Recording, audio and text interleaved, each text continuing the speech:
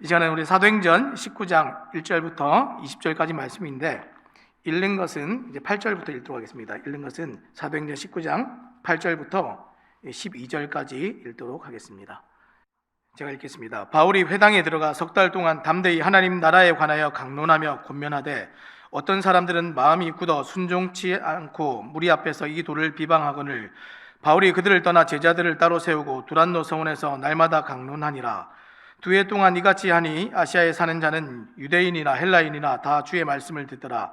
하나님이 바울의 손으로 놀라운 능력을 행하게 하시니 심지어 사람들이 바울의 몸에 손수건이나 앞치마를 가져다가 병든 사람에게 얹으면 그 병이 떠나고 악기도 나가더라. 아멘. 오늘 우리가 교회를 세워가는 진리의 말씀이라는 제목을 가지고 함께 말씀을 나누기 원합니다. 한국갤럽에서 우리나라 19세 이상 성인 남녀를 대상으로 종교 현황을 조사한 결과가 작년에 나왔습니다. 그런데 결과가 다소 충격적입니다. 10년 전인 2012년을 기점으로 기독교, 불교, 천주교 모두 지속적으로 감소를 했습니다. 이 기독교의 경우 2017년까지는 그래도 20%대를 유지를 했는데, 코로나 이후로 20%의 벽이 깨져버렸습니다. 그리고 결국 우리나라 기독교인의 비율은 15%까지 내려왔습니다. 자, 이것은 불교가 지금 16.3%인 것을 감안할 때 굉장히 충격적인 수치입니다. 이 15%를 인구수로 환산하면 얼마가 되는지 아십니까? 약 771만 명이라고 이제 합니다. 그 중에서 이제 가나안 성도, 믿기는 믿는데 교회에 나오지 않는 이 가나안 성도가 29%나 됩니다. 그러니까 226만 명입니다. 집에 있는 사람들이. 실제 교회에서 정기적으로 출석해서 예배를 드리는 사람들이 우리나라 전체 545만 명밖에 되지 않습니다. 그리고 더 충격적인 것은 이 545만 명이 이단 교회에 출석하는 6.3%의 사람을 더한 숫자라는 것입니다. 그러니까 이제 오늘 대한민국에서 신앙을 가지고 이 교회에 출석해서 예배를 드리는 성도의 숫자는 15%도 되지 않는다는 겁니다. 부흥과 성장은커녕 이제 생존의 문제입니다.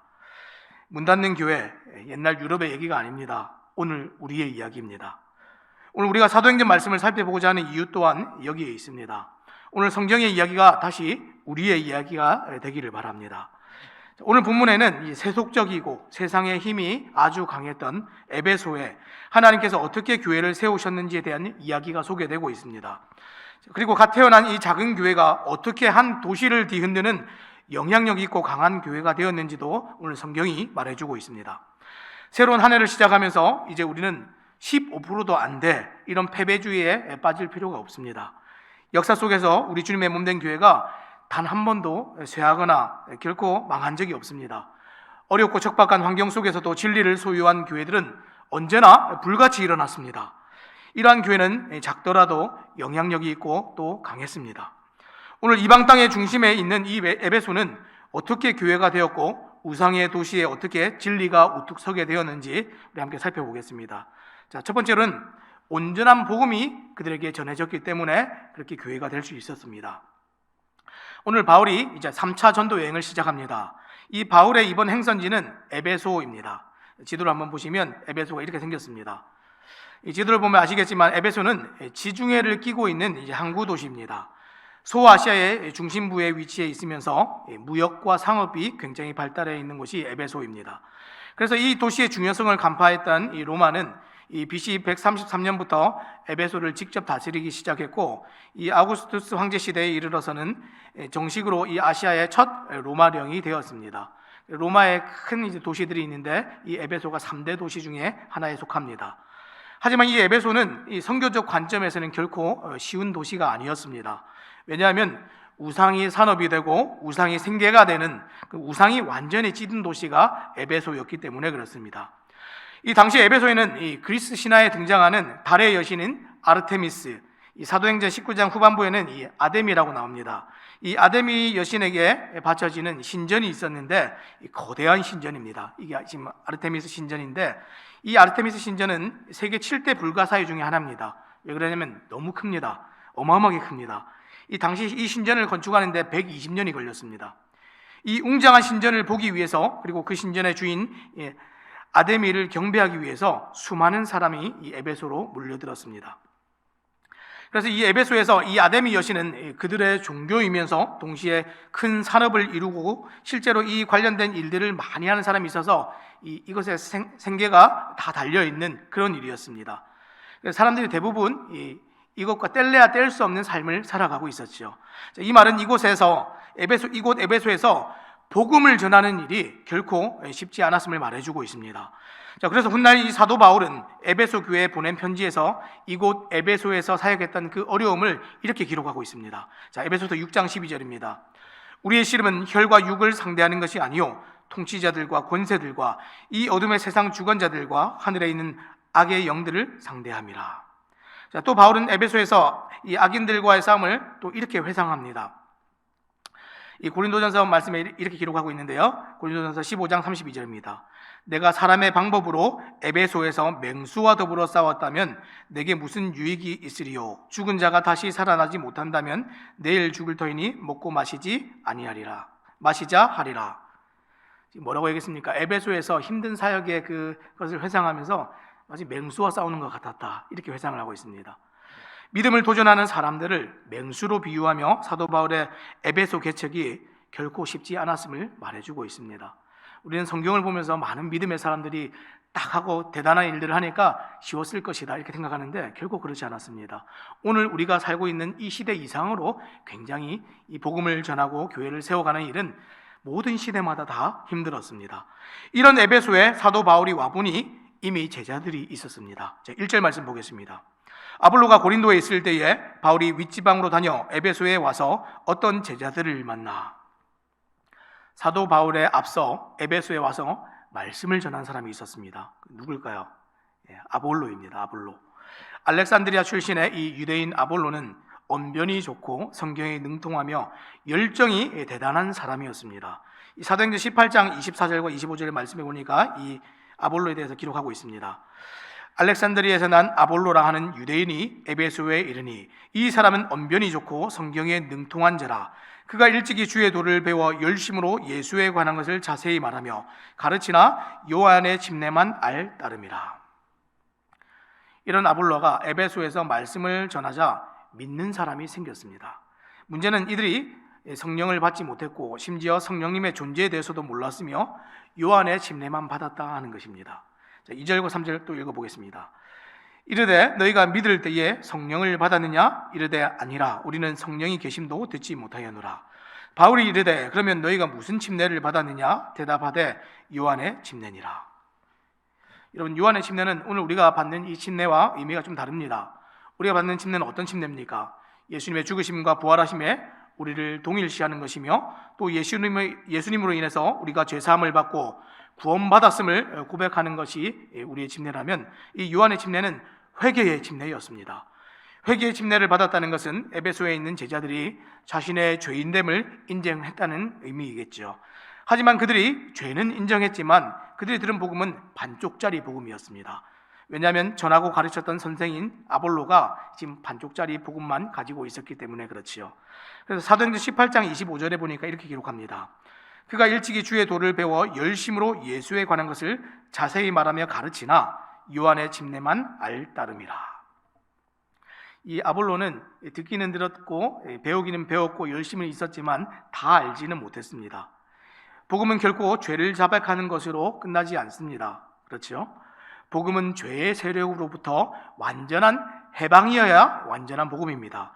율법의 정죄와 심판에서 완전히 벗어난 자유여야 진짜 복음입니다. 그래서 사도 바울은 초기 에베소의 제자들이 이 반쪽짜리 신앙에 머물러 있는 것을 보고 예수님을 다시 증거했습니다. 그리고 예수님의 이름으로 그들에게 침례를 주었습니다. 그래서 성령이 그들에게 임했지요. 4절부터 7절까지 말씀 읽어보겠습니다.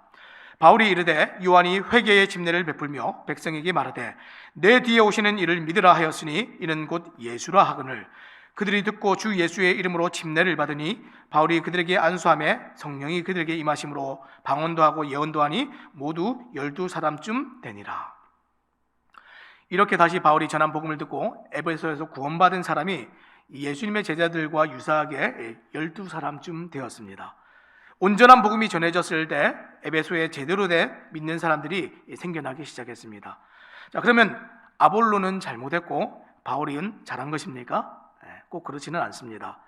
이 사도 바울의 에베소 개척은 여러모로 굉장히 독특한 점들이 있는데, 이 로마서 15장 20절 21절에 보면 이 본래 사도 바울은 이 남의 터, 다른 사람이 이미 복음을 전한 곳에는 복음을 전하지 않으려고 했습니다.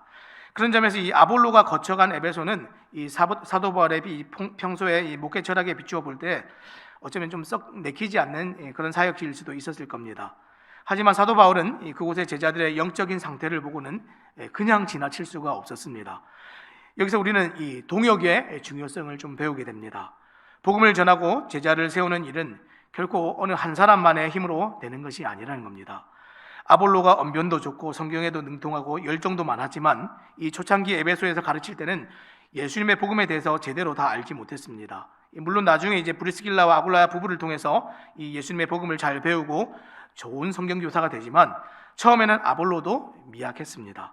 하지만 하나님께서는 그 시작을 바울이 아니라 제대로 다 알지도 못했던 아볼로를 통해서 시작하셨습니다. 자, 이것을 볼 때 복음이 전해지는 것은 사람의 능함에 있지 않다 하는 것을 성경이 우리에게 가르쳐주고 있습니다. 자, 그러면 사도 바울은 어떻습니까? 자신만의 고유한 목회 철학과 원칙이 있었지만 당면한 상황 앞에서 굉장히 유연하게 사역을 했습니다. 그래서 아볼로가 씨 뿌린 터 위에 사도 바울은 물을 주었습니다. 그때 성령님께서 이 모든 사역자들의 수고를 의미 있게 하시고 열매를 맺도록 그렇게 하셨습니다. 그래서 이 고린도전서 3장 6절에서 7절에 사도 바울은 이때의 경험에 비추어서 이렇게 기록하고 있습니다.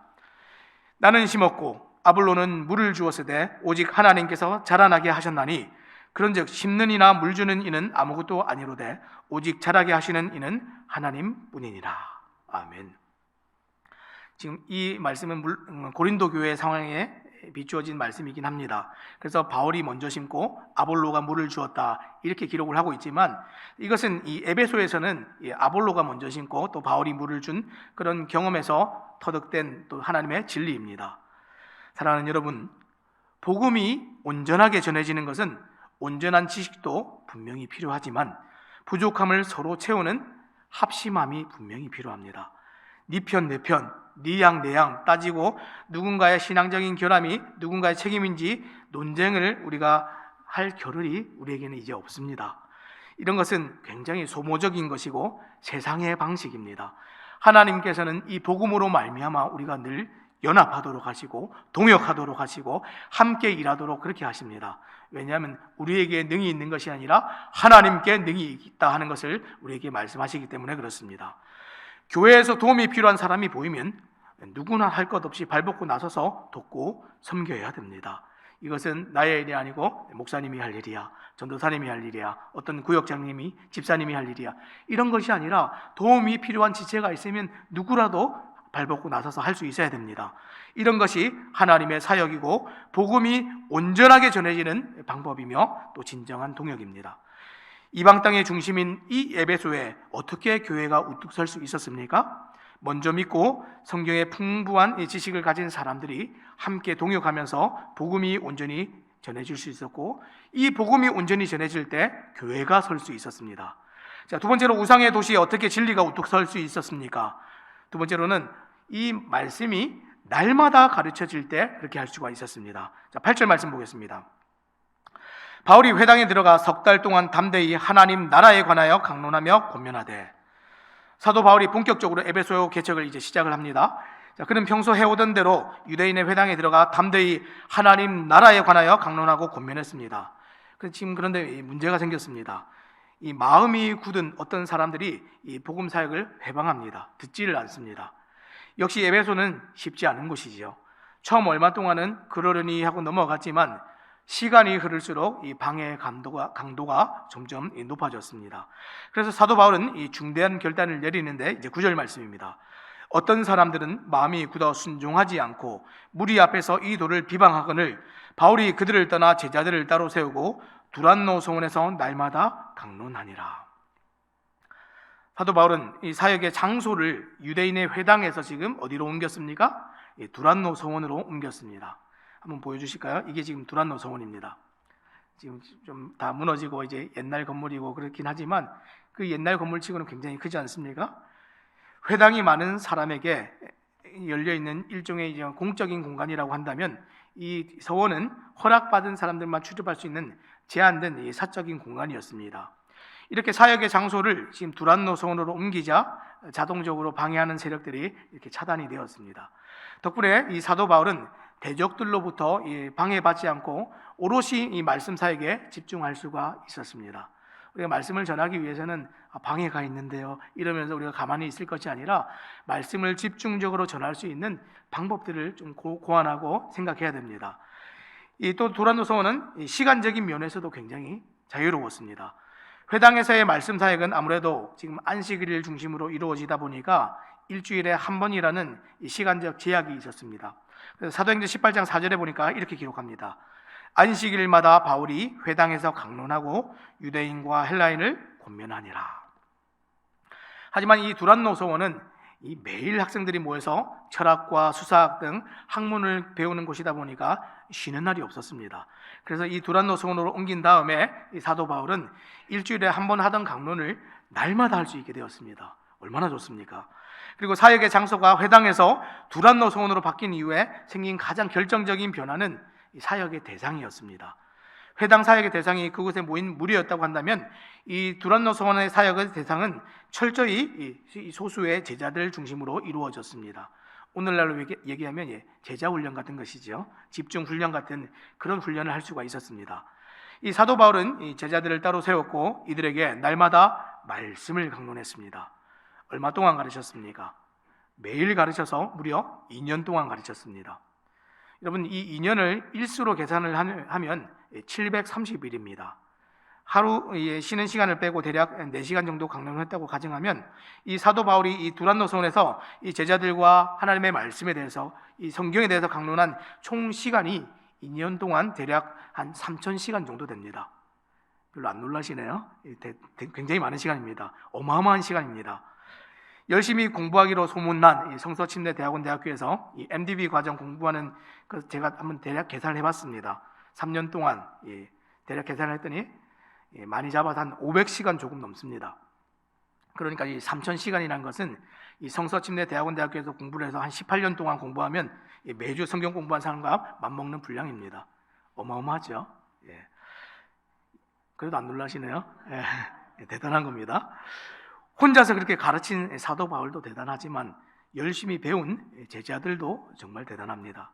실제로 교회 사역을 해보면 일주일에 한 번 성경 공부 인도하는 것도 굉장히 어렵습니다. 왜냐하면 이것을 준비해야 되지 않습니까? 강의를 준비하시는 여기 교수님은 잘 아실 것 같아요. 한 번 강의 준비하는 게 굉장히 어렵습니다. 저희들도 이제 한번 설교 준비하려면 굉장히 쉽지 않습니다. 근데 매일같이 2년을 가르치려면 도대체 얼마나 성경을 많이 알고 있어야 되고 얼마나 준비를 많이 해야 되겠습니까? 게다가 사도 바울은 이 교회의 후원을 받기도 했지만 어떤 지역에서는 자비랑 선교사로 그렇게 일을 했습니다. 그가 일하는 사람이었기 때문에 에베소 교회 성도들에게도 이렇게 말할 수 있었습니다. 에베소서 4장 28절에 보니까 이렇게 기록합니다. 도둑질하는 자는 다시 도둑질하지 말고 돌이켜 가난한 자에게 구제할 수 있도록 자기 손으로 수고하여 선한 일을 하라. 자기 손으로 수고하여 이렇게 얘기했습니다. 사도 바울 자신이 스스로의 생계를 책임졌기 때문에 할 수 있는 말이었습니다. 자, 이 말은 이 두란노 서원에서 날마다 말씀을 강론하는 동안에도 이 사도 바울은 자신의 생업을 감당했을 가능성이 크다 하는 뜻입니다. 그리고 이것은 배우는 제자들도 마찬가지였습니다. 에베소의 제자들이 구체적으로 어떤 사람들이었는지 우리가 알 수는 없지만 그들 나름대로 각자의 일이 있었을 겁니다. 장사를 했을 수도 있고 학업을 감당했을 수도 있고 가정을 돌보는 사람들도 있었을 겁니다. 무슨 일이 되었건 그 일과 성경 공부를 2년 동안 매일같이 병행을 했습니다. 그들도 사람이었을 텐데 지치고 피곤해서 중간에 그만두고 싶을 때가 있지 않았겠습니까? 쉽게 변화되지 않는 자신의 어떤 상황에서 참 내가 이렇게 공부하는 것이 무슨 다 의미가 있겠는가, 아마 성경 공부에 회의가 들지 않았겠습니까? 그래도 그들은 이 성경을 공부하는 일을 2년 동안 계속해서 멈추지 않았습니다. 사랑하는 여러분, 오늘 우리는 말씀을 가르치고 배우는 일에 이런 진정성과 열심이 있습니까? 눈을 돌려 주변을 보면 교회는 다녀도 성경을 잘 모르는 사람이 수두룩합니다. 그리고 이제 아예 성경을 배우려 하지 않는 사람도 너무 많습니다. 지금 저희 신학교에도 사람이 안 옵니다. 그렇죠? 다음 세대 이제 목회자가 없고 또 교회 안에서도 배우려고 하는 이 젊은 세대들이 없습니다. 오늘 교회를 다니는 사람은 많아도 매일 혹은 정기적으로 말씀을 묵상하거나 성경을 공부하는 사람은 정말 드문 것이 오늘날의 현실입니다. 여러분은 하나님의 말씀을 늘 가까이 하고 더욱 배우기에 힘쓰고 있습니까? 지난 한 해 동안 그렇게 지내셨습니까? 아니면 올 한 해 가운데 그런 결단들이 있으십니까? 새해에는 기회가 되는 대로 하나님 말씀을 배우기에 더욱 힘쓰시기 바랍니다. 모든 예배에 나오시고요, 들으시고요, 배우시고 교회에서 제공하는 공부나 훈련이 있으면 적극적으로 참여하시고 먼저 잘 배우신 분들은 함께 또 가르치는 자리에 가셔서 섬겨주시기를 부탁드립니다. 그렇게 해야 악한 시대 속에서 세워졌던 에베소 교회처럼 교회가 세워져 갑니다.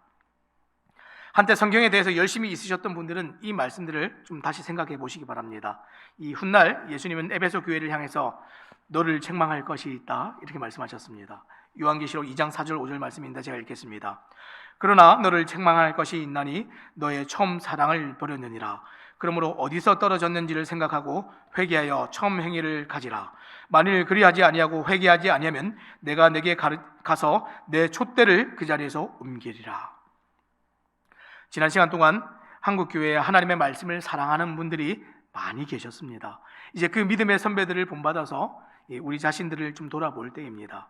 처음 에베소 교회를 개척할 당시 두란노에서 날마다 성경을 강론했던 이 사도 바울과 또 그것을 배우고 들었던 제자들처럼 또 성경대로 돌아가기를 외쳤던 이 성서침례교회의 믿음의 우리 선배들처럼 우리도 초심으로 돌아가서 보다 적극적인 자세로 날마다 성경을 배우고 가까이 해야 될 필요가 오늘 우리에게 있습니다.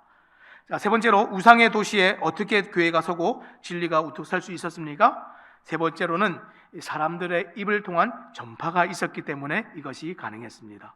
온전한 복음과 날마다 하나님 말씀을 우리가 듣고 배우는 것과 그것을 배운 사람들의 입을 통한 전파가 있었다는 겁니다. 사도 바울이 2년 동안 두란노 소원을 중심으로 말씀 사역에 전념한 결과가 어땠습니까? 말씀이 넓은 지역으로 퍼졌습니다. 자, 10절 말씀 읽겠습니다. 2해 동안 이같이 하니 아시아에 사는 자는 유대인이나 헬라인이나 다 주의 말씀을 듣더라. 아멘. 너무 놀랍지 않습니까? 이 말씀이 우리에게 좀 이루어졌으면 좋겠습니다. 갈매동에 사는 사람은 어떤 사람들이나 대한민국 사람이나 외국 사람이나 어디서 온 사람이나 다 주의 말씀을 듣더라. 얼마나 멋있습니까? 사도 바울은 분명 소수의 제자들을 중심으로 두란노 소원에서 말씀을 강론했습니다. 대중을 상대로 막 여러 사람들을 모아놓고 군중 집회를 한 것이 아닙니다. 그런데도 희한하게 말씀이 널리 퍼졌습니다. 심지어 에베소를 넘어서 아시아 전역으로 말씀이 퍼졌다. 성경이 이렇게 얘기하고 있습니다. 어떻게 이런 일이 가능합니까? 사람들의 입에서 입으로 말씀이 전파됐기 때문에 그렇습니다. 두란노에 모여 날마다 성경을 공부한 제자들이 자신의 일터로, 학교로, 가정으로, 사회로 나가서 만나는 사람들에게 하나님의 말씀을 선포하고 복음을 전했기 때문에 가능한 일이었습니다. 세상이 이렇게나 넓은데 어떻게 온 세상에 복음을 전할 수 있을까 생각하면 사실 막막합니다. 우리 교회는 규모가 이렇고 사람들이 정말 이렇게 상황이 여의치가 않은데 어떻게 우리가 구리 지역을 감당할 수 있을까?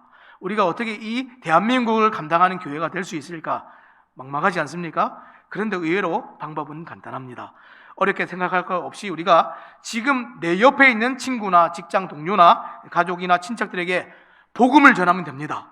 그렇게 입에서 입으로, 이 사람에서 저 사람으로 우리가 몇 단계만 그렇게 거쳐가면 나와는 정말 일면식도 없는 어떤 사람들에게, 내가 전혀 알지도 못하는 그 사람들에게까지 복음이 전해질 수 있습니다. 그리고 말씀으로 시작된 이 복음 사역에 하나님께서 놀랍게 이제 역사하십니다. 자, 11절 12절 말씀 읽겠습니다. 하나님이 바울의 손으로 놀라운 능력을 행하게 하시니 심지어 사람들이 바울의 몸에서 손수건이나 앞치마를 가져다가 병든 사람에게 얹으면 그 병이 떠나고 악기도 나가더라.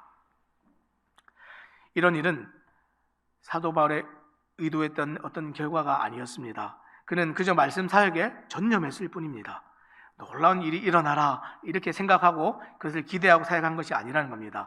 그런데 결과적으로 병이 낫고 악기가 나가는 능력의 역사가 나타났습니다. 능력의 역사가 얼마나 대단했던지 그 와중에 사도 바울을 흉내내는 사람들이 출현했습니다. 자, 13절 말씀 읽겠습니다. 이에 돌아다니며 마수라는 어떤 유대인들이 시험삼아 악기 들린 자들에게 주 예수의 이름을 불러 말하되 내가 바울이 전파하는 예수를 의지하여 너희에게 명하노라 하더라. 지금 이렇게 바울을 흉내내는 사람들 중에서 지금 제사장 스게와의 7 아들들이 또 있었습니다. 이들이 사도 바울을 흉내내려다가 지금 악기에게 이런 얘기를 듣습니다. 내가 예수도 알고 바울도 알거니와 너희는 누구냐? 많은 마술사들도 하고 막 이런 사람도 하고 저런 사람도 하는데 지금 오늘 대표적으로 지금 한 사람들을 지금 얘기하고 있는데 이 7 아들 스게와의 7 아들들이 비슷한 일을 하다가 창피를 당합니다. 이 악기의 공격을 피해서 벗은 몸으로 도망치는 해프닝이 있었습니다. 무슨 얘기입니까? 모조품 내지 짝퉁이 지금 성행을 하고 있다 하는 얘기입니다. 오늘날도 이단이 굉장히 성행을 하고 있죠. 원본이 진짜이기 때문에, 진짜 복음이 대단하기 때문에 이단들이 그렇게 성행을 하는 겁니다. 그 원본이 명품이라는 것을 우리가 어떻게 생각합니까? 구찌, 샤넬, 페라가모, 루이비통 같은 명품 정도 되면 짝퉁이 생겨납니다. 그런데 이름도 없는 이 브랜드를 우리가 모조품을 만들지를 않지요. 에베소에서 지금 사도 바울을 흉내내는 마술사들이 많았다는 것은 이 당시 복음의 역사가 얼마나 왕성했는지 짐작해 볼 수가 있습니다. 결국 이런 사건들로 인해서 에베소 사람들이 바울이 전하는 복음을 믿고 예수님을 찬양하기 시작했습니다. 자, 17절 말씀입니다. 에베소에 사는 유대인과 헬라인들이 다 이 일을 알고 두려워하며 주 예수의 이름을 높이고 살아계신 하나님을 인정하고 믿는 사람이 생겨난 것입니다. 실제로 하나님의 살아있는 능력과 역사가 어떻게 나타나는지 사람들이 삶의 현장에서 보기 시작하니까 하나님을 인정하고 믿기 시작했습니다. 자, 또 그러자 어떤 일이 있었습니까? 그 우상과 이방 땅에 회개의 운동이 일어났습니다. 자, 18절 19절입니다. 믿은 사람이 많이 와서 자복하여 행한 일을 알리며 또 마술을 행하던 많은 사람이 그 책을 모아 가지고 와서 모든 사람 앞에서 불사르니 그 책값을 계산한 즉 은 5만이나 되더라. 책값이요 은 5만이나 되었다 이렇게 얘기했습니다. 이들은 그저 말로만 회개한 것이 아닙니다. 행동으로 자신의 제약된 습관에서 돌아섰습니다. 이게 진짜 회개이죠. 그런데 돌아설 때에 마술을 행하던 사람들이 마술책을 다 가지고 와서 불태웠습니다. 많은 사람들 앞에서. 근데 그 양이 은 5만이라고 했는데 어마어마한 양입니다. 에베소에는 이 대부분 이 헬라인들이 살고 있었는데 이 은 5만에 대한 화폐 단위는 아마도 드라크마이거나 아니면 로마 화폐 단위인 데나리온이었을 가능성이 높습니다. 근데 이 두 화폐의 가치는 거의 비슷합니다. 근데 당시 이 화폐 단위가 어떠냐면 일용직 노동자 하루 품삯이 1데나리온, 1드라크마 이렇게 얘기합니다. 따라서 이를 이제 오늘날 액수로 환산을 하면 이 하루 품삯을 우리가 한 10만 원 정도만 잡아도 지금 이것이 약 한 50억 정도 되는 돈입니다. 또 안 놀라시네요. 이게 대단한 건데 책값이요. 책값이 이 책값이 가면 얼마나 가겠습니까? 근데 이 마술책이 얼마나 많았던지 다 모아서 태우니까 한 50억 정도 되었다. 이게 최소한입니다. 50억에서 60억, 많게는 한 75억까지 잡을 수 있습니다. 오늘날 우리가 그 돈으로 환산을 하면 개인들의 변화가 한 도시와 사회의 변화로 이어졌습니다. 요즘 우리가 사회 곳곳에 하루가 멀다 하고 문제가 많이 터지죠. 범죄가 많이 일어납니다. 평소 안전하다고 생각했던 장소에서 정말 끔찍한 범죄가 발생해서 많은 사람이 오늘날 지금 두려움에 떨고 있습니다. 뉴스를 틀 수가 없습니다. 너무 끔찍해서. 학교는 학교대로, 직장은 직장대로 정말 이 속에서 썩어 문드러지고 골물대로 골마서 상처가 지금 다 터지고 있습니다. 이게 오늘날 우리가 보고 있는 대한민국입니다.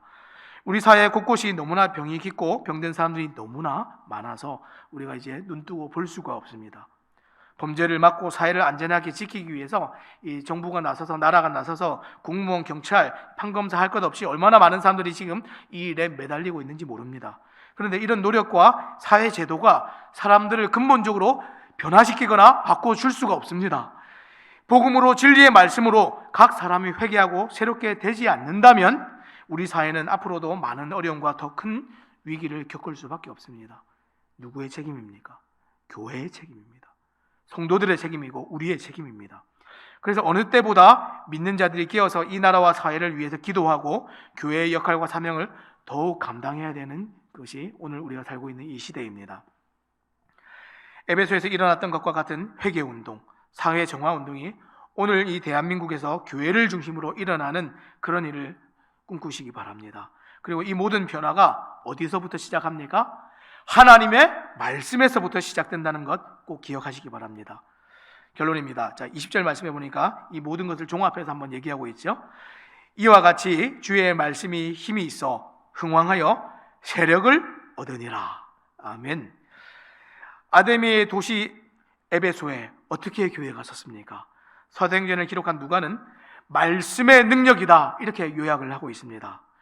사랑하는 여러분, 진리의 말씀에 힘이 있습니다. 하나님의 말씀을 세상을 정화하고 옳은 방향으로 우리를 변화시킵니다. 말씀은 살아있고 움직여서 널리 퍼져갈 수 있습니다. 말씀에는 병든 자를 낫게 하고 어둠의 세력과 악한 영들조차 몰아내는 힘이 있습니다. 이 성경은 그냥 글자나 문장이 아니고 하나님의 능력입니다. 왜냐하면 그 말씀의 원천신 하나님께서 전능하신 창조주이시고 이 세상의 역사의 주관자이시기 때문에 이 말씀은 살아계신 하나님의 능력이 됩니다. 말씀이 있는 곳에 성령 하나님께서 역사하시죠. 그 말씀 속에 살아계신 하나님을 만난 사람들은, 그리고 지금도 만나고 있는 사람들은 말하지 아니할 수 없고 전하지 아니할 수 없습니다. 그래서 오늘 교회가 서가는 것은 믿는 사람들의 입술을 통하여서 세워져 간다 하는 것 꼭 기억하시기 바랍니다. 지난 한 해 동안 여러분의 입술에는 무엇이 증거되고 무엇이 증언되었습니까? 한번 돌아보시기 바랍니다. 나의 입술에서는 무엇이 나갔는가? 내 주변에 있는 가족들과 친척들은 나를 보면서 내 입술에 있는 것을 들으면서 예수님에 대해서, 우리 주님에 대해서 무엇을 생각하였는가? 한번 돌아보시기 바랍니다. 정말 영광스럽습니까? 아니면 부끄럽습니까? 지난 것을 제가 다 알 수는 없지만 무엇이 되었든 올 한 해는 교회와 성도인 여러분이 마땅히 말해야 될 것을 말하고 증언해야 될 것을 증언하시기 바랍니다. 또 성도의 입술로 하지 말아야 할 것은 우리 입에 담지도 마시고 멈추시는 그런 한 해가 되시기를 바랍니다. 말씀을 맺겠습니다. 오늘 2000년 전 에베소라는 영적 불모지에 어떻게 교회가 섰습니까? 그 중심에 말씀에 사로잡힌 사도 바울과 12명 남짓한 소수의 제자들이 있었습니다. 그들은 날마다 두란노 성원에 모여서 하나님의 말씀을 배웠습니다. 집중적인 말씀의 배움과 헌신된 이 제자 양성의 결과 강력한 말씀과 능력이 이 에베소 교회 가운데, 에베소 지역에 나타났습니다. 오늘 우리에게도 필요한 것은 이런 강력한 말씀의 능력입니다. 한국 교회의 현실을 걱정하는 많은 사람들이 오늘날 교회를 향해서 이렇게 얘기하고 있습니다. 옛날 베드로는 금과 은은 내게 없으나 나사렛 예수의 이름으로 명하노니 이러면서 병자를 고쳤죠. 그런데 사람들은 이렇게 얘기합니다. 교회에 금과 은은 있지만 예수님을 향한 믿음과 말씀의 능력이 없다, 이렇게 얘기하고 있습니다. 오늘 2024년 한 해를 시작하며 2000년 전 에베소에서 일어났던 놀라운 영적인 부흥과 성장, 능력과 역사가 말씀을 삼아하며 살아가는 새삼침례교회 모든 성도님들과 우리 교회에 넘쳐나기를 우리 주님의 이름으로 부탁드립니다. 기도하겠습니다.